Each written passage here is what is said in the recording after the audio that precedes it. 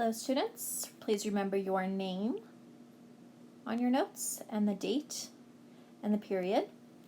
This is lesson 2-4, slopes of parallel and perpendicular lines. Your objectives today are to show that two lines in the coordinate plane are parallel by comparing their slopes. Show that two lines in the coordinate plane are perpendicular by comparing their slopes, and use that information to solve problems. Check, check. Your essential understanding for the day is two parallel lines have equal slopes. That means their slopes are the same if they are parallel. The slopes of perpendicular lines are negative, multiplicative, reciprocals of each other. That means that if the slope is 2, then I'll write this down for you. If the slope is 2, then the negative reciprocal of 2 would be negative 1/2. So the slope of perpendicular lines are multiplicative reciprocals, negative multiplicative reciprocals of each other. Say that 3 times or 5 times fast. Negative multiplicative reciprocals. In this example, we are going to compare slopes in a real-world context. A hill and a gondola line 20 feet above the ground that goes up the hill both have slope 1/2.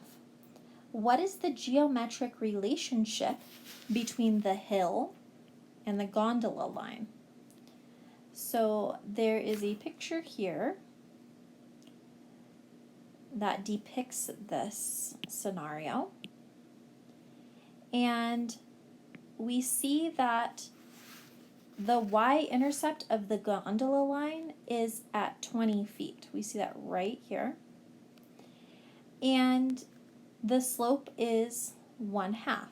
So the equation that we write is y equals 1/2 x plus 20. That is in y equals mx plus b form.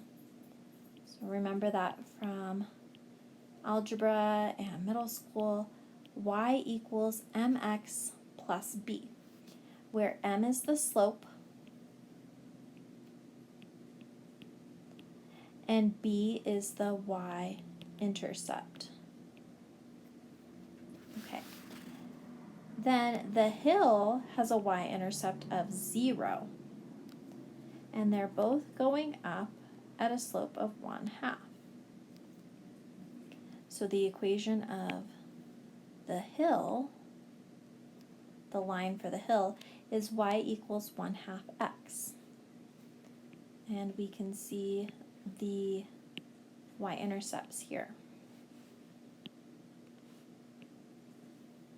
All right, let's practice graphing this on our graph. The first thing I would like to do is label our x and y axis. So down here, this is our x-axis, and this is our y-axis. Make the pen a little bit bigger. And the y is the up and down in feet, so we can label the y-axis feet above. And as we're going along, that would be the feet traveled in the x-axis. So when we're graphing the hill, we have a 0 y-intercept, and then we have a slope of 1/2. And since this graph is counting by 2's in both directions, instead of going up 1/2, I'm going to go up 2/4. So now that I'm here, So it looked like I went up 1 square over 2 squares, or 2 units, but really this is up 2 because we're counting by 2's, and we're running 4. So the 2 is our rise, and the 4 is our run. And if you remember, slope is rise over run. And since our rise over run is 2 over 4, that reduces to 1/2. Okay, so that is for our hill, and we can keep making dots so that it's easier for us to connect our line to show the hill.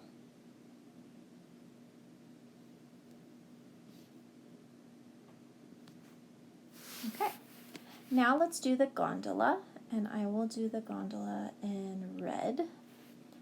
The gondola line starts at 20 feet above ground, so you're high up there, and it is going to follow the hill with the same slope. So we're going to go rise of 2, run of 4, or if you wanted to, you could put this point in the middle, which would be a rise of 1/2, because you'd go up 1 over 2.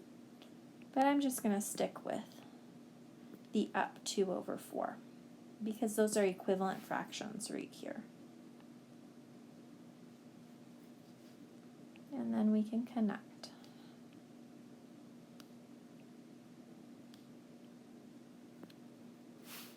All right, so this is the gondola. And this is our hill. Now we can go back to the question. The question asked, what is the geometric relationship? And the relationship is that they are parallel.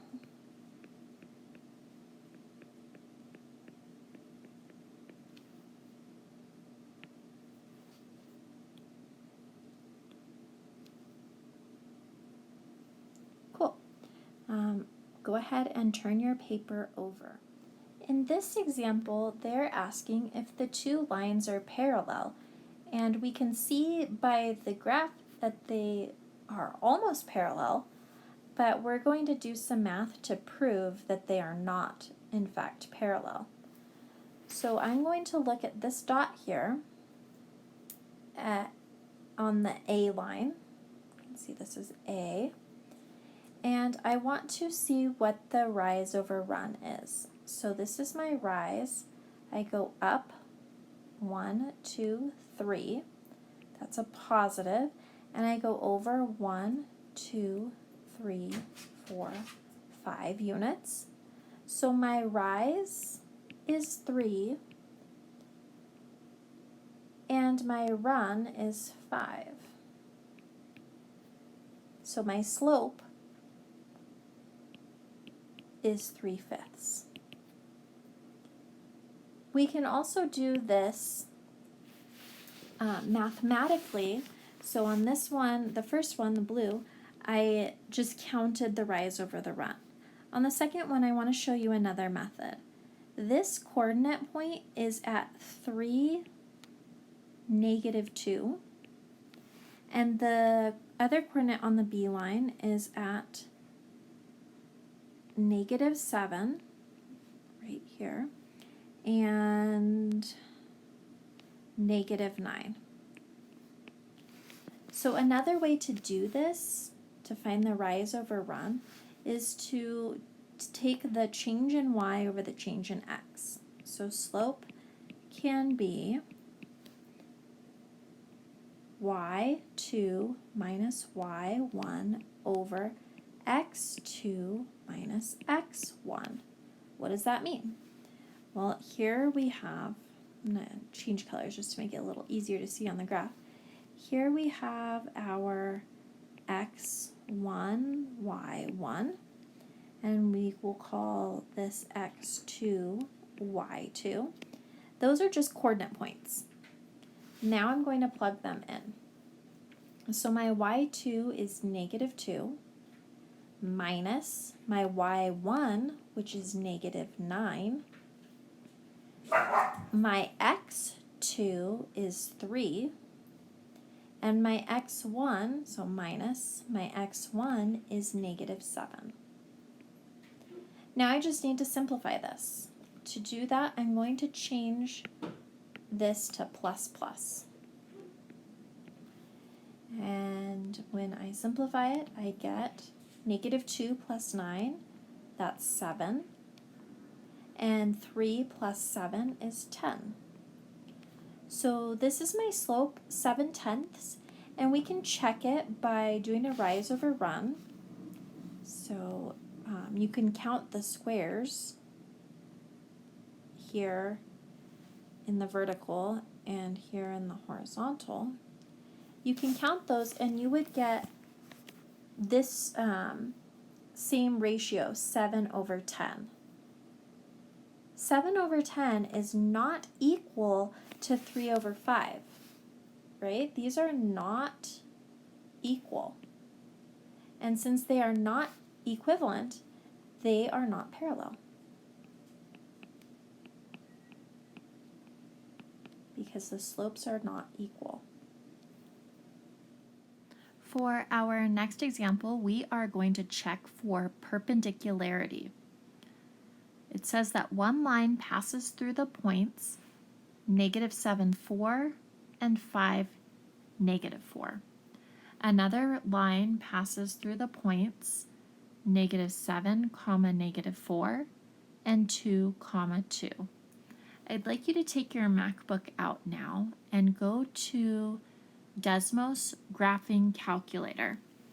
We're going to plug these points in so you can follow along. So the first thing that we need to do is put the point in -7,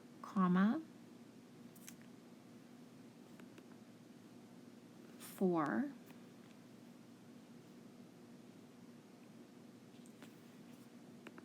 and 5, -4. So since they're the same line, we're going to put them together, just separated by a column, comma. 5, -4. And you can see it put both points. Since on our notes they were blue, I'm just going to change it to blue, and I do that by holding down or like mouse clicking and holding down a click to light that up, to bring up these options. So again, I held down my clicker on there to be able to change the color and draw a line. So there's our first line. I'm going to go back to our notes to find the 2 points of the other line. -7, -4. -7, -4, parentheses, comma, parentheses, 2, 2, parentheses. And, oh, I forgot my 4. And in this case, we're going to hold this down. See, if I don't hold it down, the dots go away. It hides it. So I want to hold down my click, choose green, and then turn on the line. Now we're asking if these two lines are parallel. When I'm looking here, I can change the scale and I can make them actually look parallel, but that's cheating. The way that the scale was, if we click back up here, we can change it to a scale that is not skewed by putting in -10 to 10 in the scale. You don't have to do this. I'm just showing you that in the scale, if the scales are the same, then you can see easily that they are not perpendicular.